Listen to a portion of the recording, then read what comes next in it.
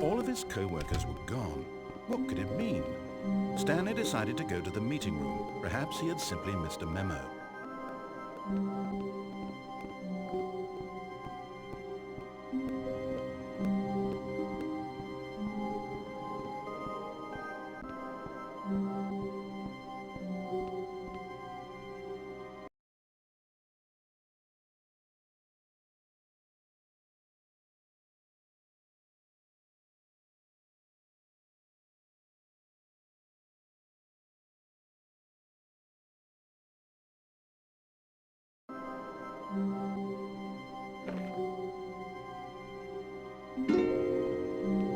When Stanley came to a set of two, this was not the correct way to the meeting room, and Stanley knew it perfectly well. Perhaps he wanted to stop by the employee lounge first, just to admire it. Ah, yes, truly a room worth admiring. But eager to get back to business, Stanley took the first open door on his left.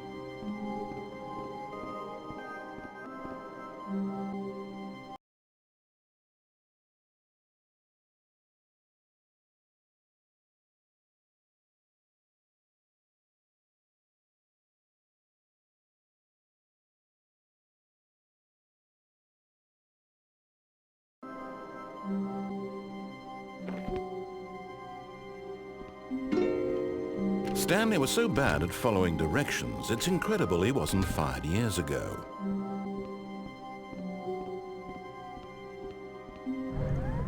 Look, Stanley, I think perhaps we've gotten off on the wrong foot here.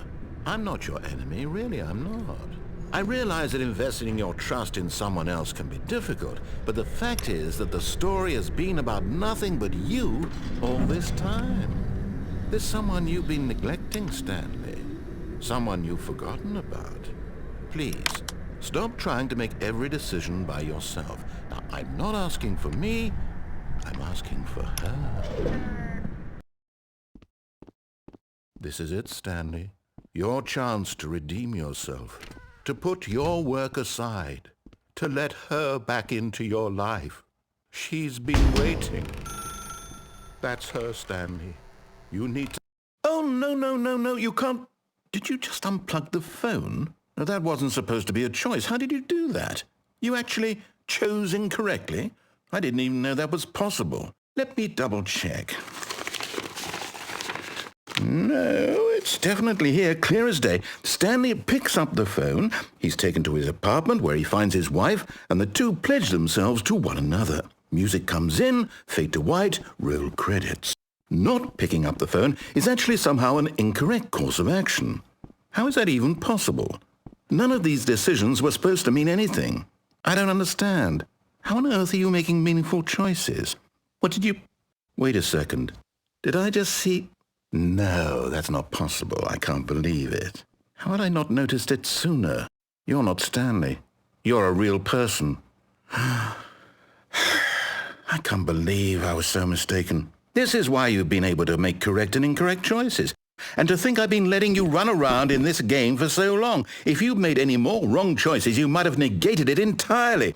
It's as though you completely ignored even the most basic safety protocol for real-world decision-making. Or did you not grasp the severity of the situation?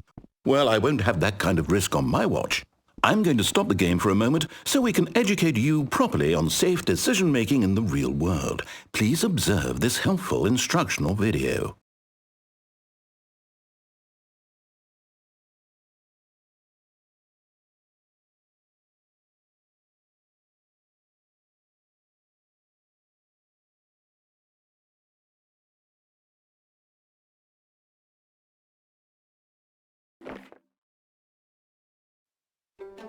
Choice. It's the best part of being a real person, but if used incorrectly can also be the most dangerous. For example, in this scenario, a hypothetical real person named Stephen has a choice. He could spend years helping improve the quality of life for citizens of impoverished third world nations, or he could systematically set fire to every orphan living in a 30-kilometer radius of his house. Which choice would you make? Remember that unlike here, the real world makes sense, and at no time should you make a choice that does not conform to rational logic. If you find yourself speaking with a person who does not make sense, in all likelihood, that person is not real. Allow the person to finish their thought, then provide an excuse why you cannot continue talking. Turn to a partner and practice saying, "My goodness, is it 4:30? I'm supposed to be having a back, sack, and crack." Excellent. Making choices on a regular basis is the best part to a healthy decision-making process. Most medical professionals recommend making at least 8 choices per day. Do you make more than 8? Less? And finally, if you begin to wonder if your choices are actually meaningful and whether you'll ever make a significant contribution to the world, just remember that in the vast infiniteness of space, your thoughts and problems are materially insignificant, and the feeling should subside. At this time, your instructor will guide you in an exercise to test and reinforce the material covered in this video.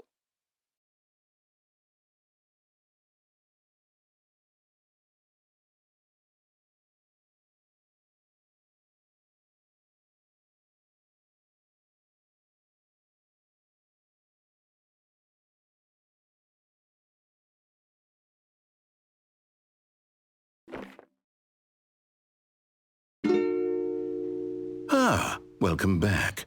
You may have noticed that this room has begun to deteriorate as a result of narrative contradiction. But not to worry. Now that you're properly informed on good decision-making, we're going to revisit a choice you made just a few minutes ago and see what the correct thing to do would have been. This way, please.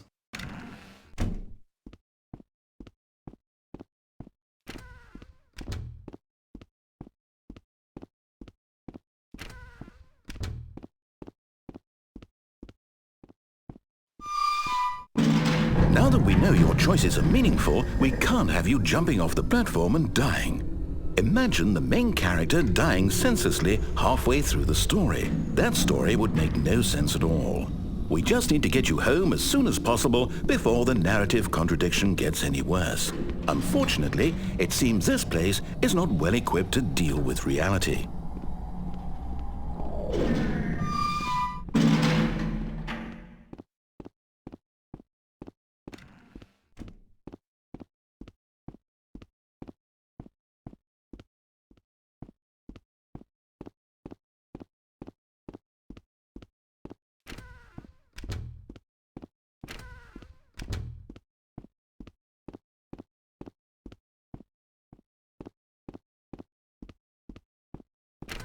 Almost there. You'll take the door on the left, back to the correct ending, the story will have resolution once again, and you'll be home free in the real world.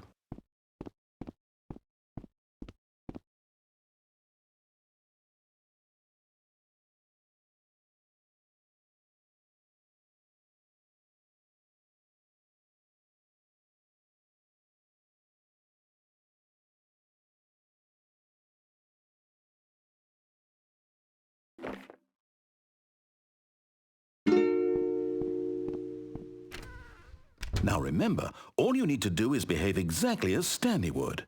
That means choosing responsibly and always putting the story first. I'm quite sure you'll be up to the task. Just follow my lead and you'll be fine. All right. When Stanley came to a set of 2 open doors, he entered the door on his left. No! Why did you do that? Quickly, hurry back in the other direction. Perhaps we're not too late.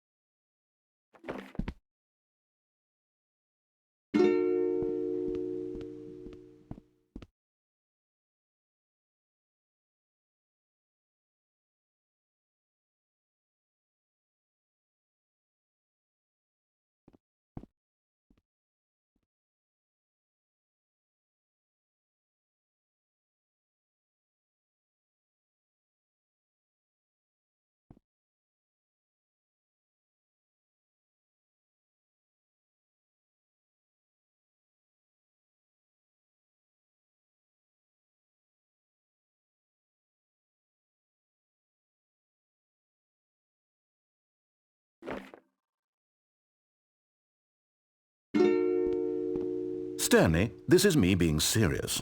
In fact, this is my serious room. It's where I come to be serious. That table is the most serious table I could find. I looked at many, many tables, hundreds of tables.